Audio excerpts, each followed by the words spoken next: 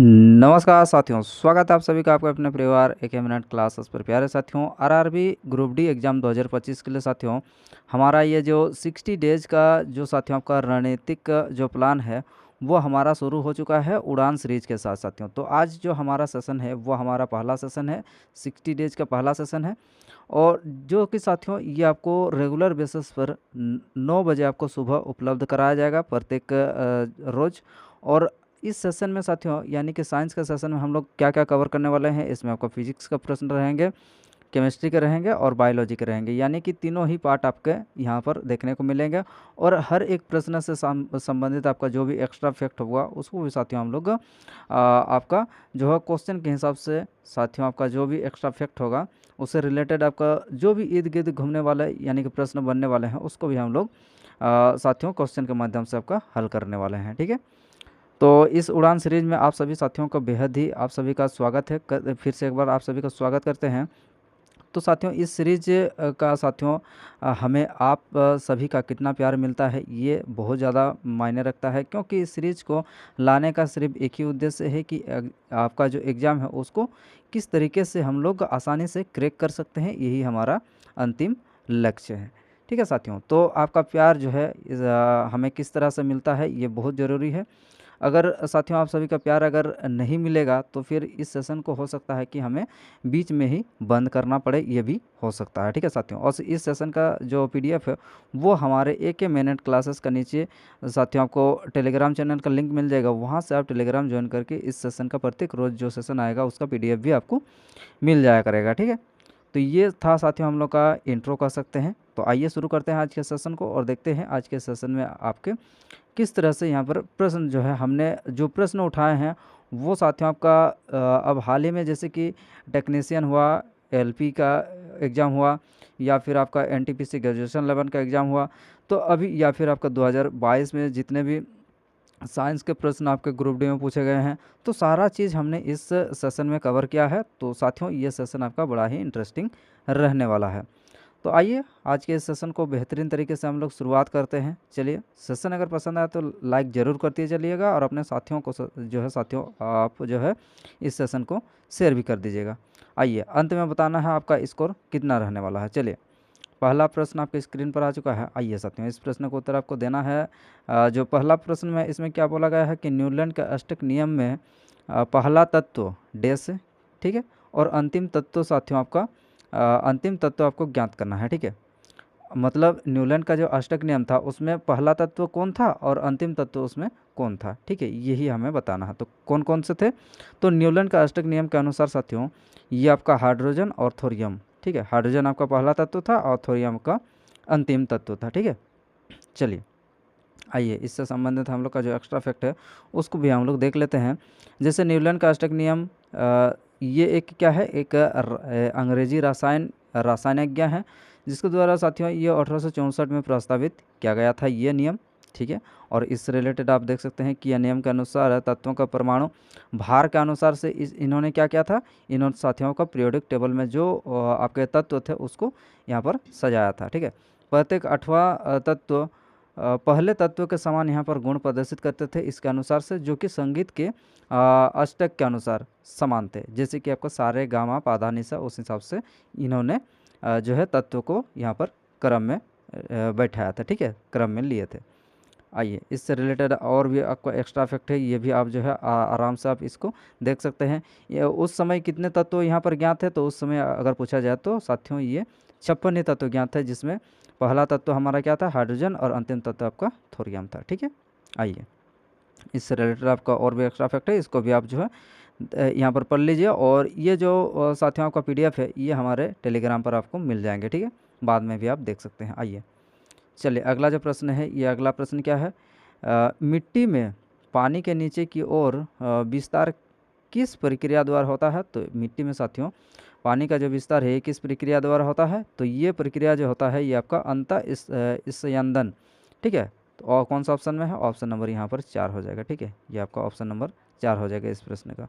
आइए चलिए इससे रिलेटेड हम लोग जो फैक्ट है उसको हम लोग देख लेते हैं। तो ये आपका फैक्ट है, इस फैक्ट को आप पूरा यहाँ पर पढ़ सकते हैं। ठीक है, आइए भस्मीकरण के बारे में थोड़ा जान लेते हैं। तो भस्मीकरण क्या है? एक अवशिष्ट उपचार प्रक्रिया है जिसमें उच्च तापमान पर पदार्थों को जलाकर उनकी मात्रा को कम करना ये शामिल है। ठीक है साथियों, आइए चलिए फिर चलते हैं। ये प्रसारण के बारे में भी यहाँ पर दिया गया है, इसको भी आप एक बार जो है आराम से देख लीजिएगा। आइए हम लोग अगले क्वेश्चन पर चलते हैं। अगला जो प्रश्न है, धुएं से भरे कमरे में प्रकाश की एक पतली किरण दिखाई देने लगती है, यह किस वजह से होता है? मतलब इसका कारण क्या है? तो इसका कारण जो होता है वो आपका क्या होता है साथियों? तो इसका कारण हो जाएगा प्रकाश का, क्या हो जाएगा? प्रकाश का प्रकीर्णन के वजह से जो है ये आपका क्या होता है? ये आपका साथियों आपका जो पतली किरण है ये आपको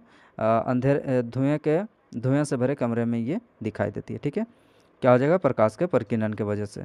आइए इससे रिलेटेड आपका जो एक्स्ट्रा फैक्ट है इसको भी हम लोग देख लेते हैं। परावर्तन क्या है साथियों? परावर्तन तब तक होता है जब प्रकाश किसी सतह जैसे दर्पण या पानी से टकराती है। ठीक है, तो ये क्या होता है? परावर्तन मतलब रिफ्लेक्ट करता है, रिफ्लेक्ट। और उसी तरह प्रकाश का अपवर्तन के बारे में जानते हैं। तो अपवर्तन क्या होता है? प्रकाश का मुड़ना, क्योंकि यह एक माध्यम से दूसरे माध्यम में जाती है, जैसे हवा से पानी या फिर पानी से हवा, कहीं से भी जो है एक माध्यम से दूसरे माध्यम पर जाती है, तो जो आपका डिफ्लेक्शन देखने को मिलता है वही क्या कहलाता है? वही आपका अपवर्तन कहलाता है। चलते हैं अगले क्वेश्चन पर। आइए अगला प्रश्न क्या है? अगला प्रश्न ये जो है साथियों आपका किससे रिलेटेड है? तो ये आपका धारावाही परिनलिका। ठीक है, चलिए धारावाही परिनलिका के लिए निम्नलिखित में से कौन सा कथन यहाँ पर सही है ये हमें बताना है। चलिए बताइए कौन सा कथन सही है। पहला जो कथन है, इसका उपयोग गर्म लोहे के टुकड़े को चुंबकित करने के लिए किया जा सकता है। जी बिल्कुल किया जा सकता है यहाँ पर परिनलिका के लिए, ये सही कथन है। यह एक दंड चुंबक की तरह यहाँ पर कार्य करता है। जी बिल्कुल, यह एक क्या काम करता है? दंड चुंबक यानी कि छड़ चुंबक के रूप में यह कार्य कर सकता है। जी बिल्कुल करता है।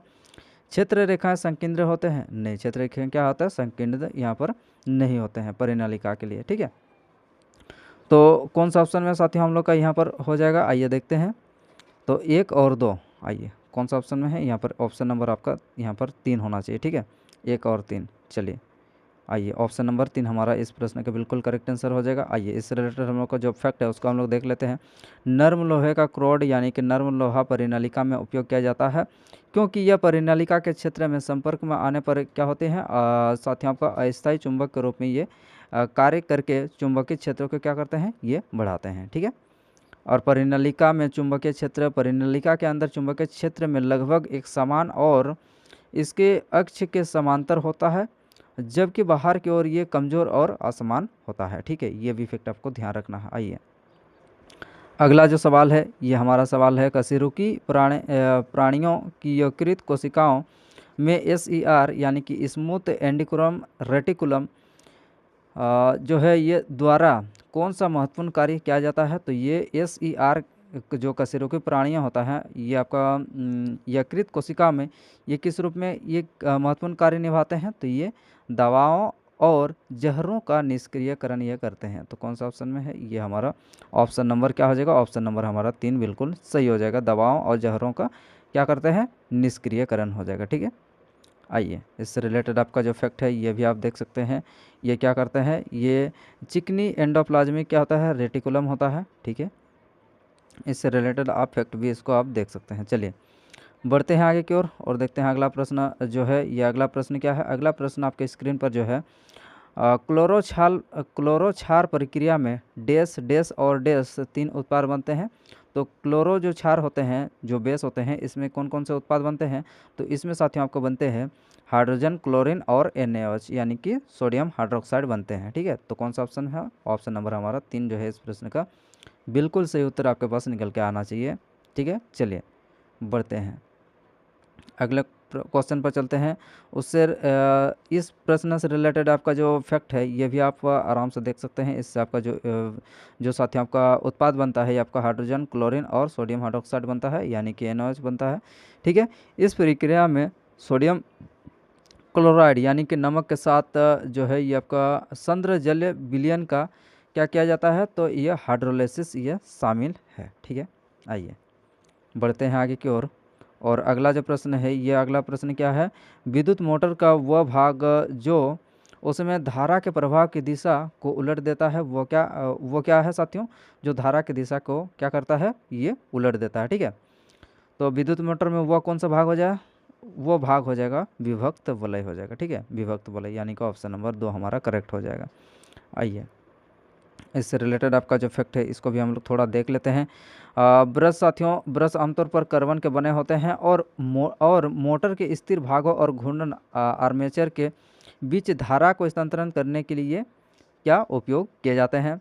वे धारा के निरंतर प्रवाह को सुनिश्चित करने के लिए विभक्त वलय के संपर्क बनाए रखते हैं। ठीक है, और इसके बीच में अगर अंतर देखा जाए तो अंतर क्या होता है, विभक्त वलय का उपयोग डीसी मोटर में धारा की दिशा को क्या करता है, ये उलटने के लिए किया जाता है। ठीक है साथियों, चलिए विभक्त वलय क्या करता है, विद्युत मोटर में धारा की दिशा को क्या करता है, ये उलट देता है या परिवर्तन कर देता है, ये हम कह सकते हैं। ठीक है, चलिए तो फिर अगला जो सवाल है ये है, गोलीय दर्पण के मुख्य अक्ष के बारे में निम्नलिखित में से कौन सा कथन ये आपका सत्य है। यहाँ से 3 कथन यहाँ पर दिए गए हैं। जैसे कि यहाँ पर पहला जो कथन है, यह दर्पण के अभिलंब होते हैं। जी बिल्कुल, ये दर्पण के क्या होते हैं, अभिलंब होते हैं। गोलीय दर्पण के मुख्य अक्ष के बारे में यहाँ पर कहा जा रहा है। तो ये पहला जो हमारा जो है साथियों आपका कथन है, ये हमारा सही हो चुका है।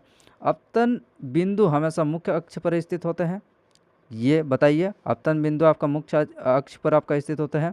अगला देख लेते हैं, मुख्य फोकस हमेशा मुख्य अक्ष पर स्थित होते हैं।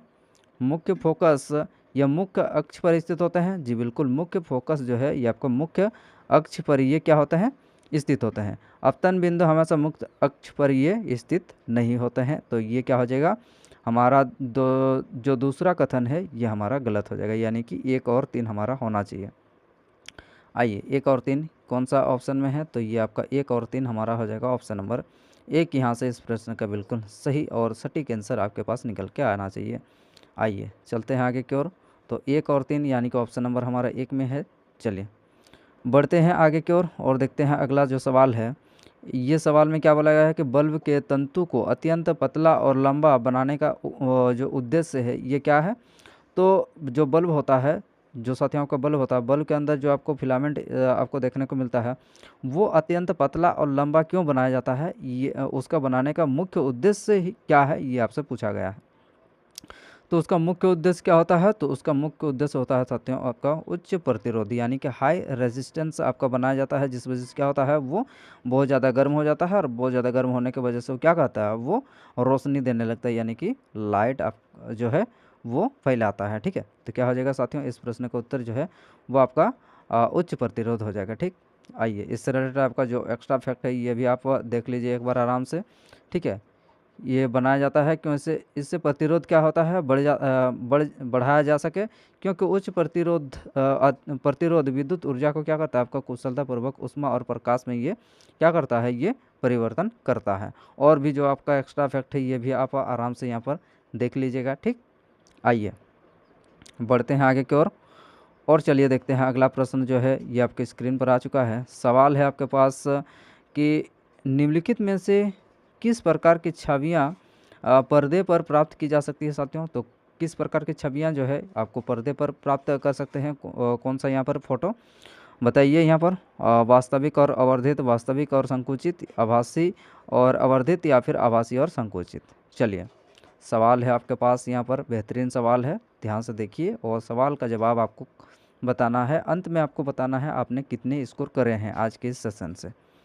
चलिए तो इस सवाल का उत्तर क्या हो जाएगा साथियों, आपका वास्तविक और आवर्धित ये भी आपका बनाया जा सकता है, प्राप्त कर सकते हैं, और वास्तविक और संकुचित यानी कि छोटा भी क्या कर सकते हैं, ये आपका बन सकता है। तो यानी कि ऑप्शन नंबर 1 और 2 यानी कि हमारा ए और बी दोनों होना चाहिए। तो ए और बी दोनों होना चाहिए, कौन सा ऑप्शन में है, लीजिए भैया आपका ए और बी, सॉरी ए और बी कहाँ पर है, तो ए और बी हमारा कहाँ पर है, ए और बी हमारा है यहाँ पर 3। ठीक है, ऑप्शन नंबर हमारा 3 हो जाएगा, बिल्कुल सही जवाब। ठीक है, ए और बी वास्तविक और यहाँ पर वास्तविक छोटा और बड़ा दोनों ही प्रकार से यहाँ पर बनाया जा सकता है।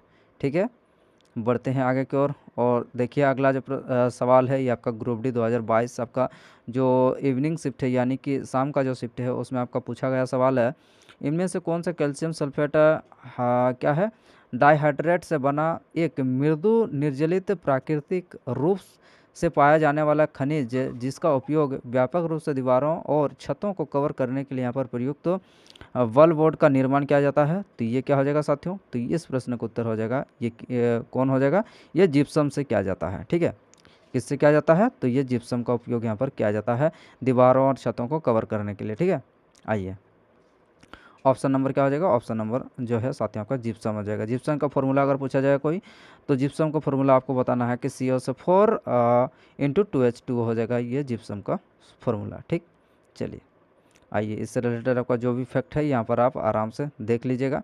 बढ़ते हैं हम लोग अगले क्वेश्चन की ओर और देखते हैं। चलिए अगला जो सवाल है, इस सवाल का उत्तर क्या आपका निकल कर आ रहा है, चलिए देखते हैं।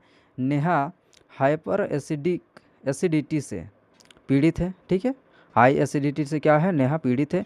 इससे राहत के लिए निम्नलिखित में से कौन सा यौगिक जो है दिया जा सकता है नेहा को, बताइए। NaOH दिया जा सकता है, NaCl दिया जा सकता है, MgOH होल 2 दिया जा सकता है, या फिर C6H12O6 दिया जा सकता है। ठीक है, सोडियम हाइड्रोक्साइड ये क्या है, NaCl है। ठीक है, साधारण नमक है, या फिर आपका ग्लूकोज दिया जा सकता है, या फिर MgOH यानी कि मैग्नीशियम हाइड्रोक्साइड दिया जा सकता है। क्या दिया जा सकता है, तो इस प्रश्न का उत्तर आपको आना चाहिए MgOH यानी कि मैग्नीशियम हाइड्रोक्साइड दिया जा सकता है पेट का जो एसिडिटी है उसको कम करने के लिए। ठीक है, यानी कि उदासीन करने के लिए। ऑप्शन नंबर आपका क्या आना चाहिए, ऑप्शन नंबर आपका बी आना चाहिए। ऊपर नीचे हो चुका है, इसमें कोई दिक्कत वाली बात नहीं। चलिए मैग्नीशियम हाइड्रोक्साइड का उपयोग किया जाता है आपको साथियों ये आपका एसिडिटी को कम करने के लिए। आइए अगला सवाल है, अगला जो सवाल है ये क्या है आपका, संक्षारण एक प्रकार का है। संक्षारण का कौन सा, यहाँ पर ऑप्शन नंबर 4 आपके पास दिया गया है। इन चारों ऑप्शन में से आपको बताना है कि कौन सा एक ऐसा ऑप्शन है जो कि संक्षारण का एक टाइप है, आपको बताना है। ठीक है, जंग, संक्षारण का मतलब क्या होता है, ये आपका जंग लगना। ठीक है, कोई भी चीज़ में। आइए तो ये क्या हो जाएगा, संक्षारण का एक प्रकार क्या है साथियों, तो संक्षारण का एक प्रकार है आपका ऑक्सीकरण अभिक्रिया। क्या है, ऑक्सीकरण अभिक्रिया, यानी कि नमी आ जाएगा तो क्या हो जाएगा, नमी आएगा तो साथियों आपका किसी भी लोहा या फिर जो टीन उन होते हैं तो उसमें क्या हो जाते हैं, तो इसमें साथियों ये जंग लगना शुरू हो जाते हैं। तो ऑक्सीकरण क्या है, इसका एक प्रकार है संक्षारण का। ठीक है, इन एग्जाम्पल में से संक्षारण यानी कि ऑक्सीकरण आपका बिल्कुल सही जवाब हो जाएगा। तो इसका जो डेफिनेशन है यहाँ पर आप पूरा यहाँ पर आपका दिया गया है, इसको आप पूरा डिटेल में यहाँ पर पढ़ सकते हैं। ठीक है, आइए बढ़ते हैं हम लोग अगले क्वेश्चन की ओर और देखते हैं। सवाल जो है ये आपका स्क्रीन पर आ चुका है। सवाल में क्या बोला गया है कि निम्नलिखित रासायनिक अभिक्रिया पर विचार आपको करना है। ये आपको जो साथियों आपका रिएक्शन दिया गया है, जैसे CO यानी कि कार्बन मोनोऑक्साइड है, उसके बाद H2 हाइड्रोजन है यहाँ पर। ठीक, दोनों क्या है, गैस के फॉर्म में है। इसमें P इस अभिक्रिया का क्या है, एक उत्पाद है। ठीक, तो P जो है, इस P का यहाँ पर जो है साथियों आपका 4 ऑप्शन है। इन 4 ऑप्शन में से आपको बताना है कि कौन सा ऑप्शन आपका P के स्थान पर आपका आने वाला है। P का पूर्वानुमान आपको ज्ञात करना है। ठीक है, तो साथियों जब आप ये हमारा क्या है, इधर लेफ्ट साइड में क्या है साथियों, अभिकारक है, और इसके साथियों P अभिक्रिया का क्या है, उत्पाद है। ठीक है, चलिए अब हमें ये CO क्या दिया है, CO ये गैसीय फॉर्म में है, और ये क्या है 2H2। ठीक है, तो जब साथियों इसको हम लोग क्या करते हैं, इस इक्वेशन को हल करते हैं तो हमारे पास क्या निकल के आएगा, यहाँ से आप देखिए। तो यहाँ से अगर CH3OH अगर हम कर देते हैं तो क्या हो जाएगा, तो ये देखिए यहाँ पर कार्बन कितने हैं, एक कार्बन है, इधर भी आपके एक कार्बन हो रहे हैं। यहाँ पर क्या हो रहे हैं, 4 हाइड्रोजन है, यहाँ पर भी आपका 3 और एक 4 हाइड्रोजन, और ये ऑक्सीजन कितने हैं, एक है, यहाँ पर हमारा ऑक्सीजन यहाँ पर एक है। तो क्या हो जाएगा साथियों, पी का पूर्वानुमान क्या हो जाएगा, तो इस अभिक्रिया का उत्पाद हो जाएगा आपका CH3OH हो जाएगा, CH3OH, यानी कि ऑप्शन नंबर आपका दूसरा आना चाहिए। ठीक है, तो इस सवाल का उत्तर क्या हो जाएगा, इस सवाल का उत्तर हो जाएगा option number B is a correct answer. ठीक, चलिए इससे रिलेटेड आपका जो फैक्ट है ये आप देख लीजिए कि जो कार्बन मोनोऑक्साइड गैस का 2 मोल हाइड्रोजन के साथ अभिक्रिया करता है तो ये क्या होता है, तो ये मिथेनॉल देता है। ठीक है, ये आपका एक्स्ट्रा फैक्ट के तौर पर हमने जो है यहाँ पर आपका बता दिया है। तो साथियों आज का सेशन आपको कैसा लगा एक बार ज़रूर हमें कमेंट बॉक्स में बताना है, और आपने कितने स्कोर करे हैं आज के सेशन में ये भी आप ज़रूर हमें बताइए। तो आज के सेशन से आपको कितना कुछ लाभ मिला है। इसी तरह जो है आपको रेगुलर बेसिस पर 9 AM पर डेली आपके लिए क्लास जो है आपको मिल जाया करेगा। तो सेशन को अपने साथियों के साथ शेयर भी करिए, और सेशन अगर पसंद आए तो लाइक ज़रूर करना है आपको, और चैनल पर नए हैं तो चैनल को भी सब्सक्राइब ज़रूर करिए। तो मिलते हैं हम लोग साथियों आपका नेक्स्ट क्लास में, यानी कि इसके बाद आपका जो रीजनिंग का सेशन होगा उसमें आप सभी का फिर से एक बार तहे दिल से स्वागत है। चलिए फिर इसी तरह से पढ़ते रहिए, बढ़ते रहिए, और अपना और अपनों को ख्याल रखें। फिर धन्यवाद।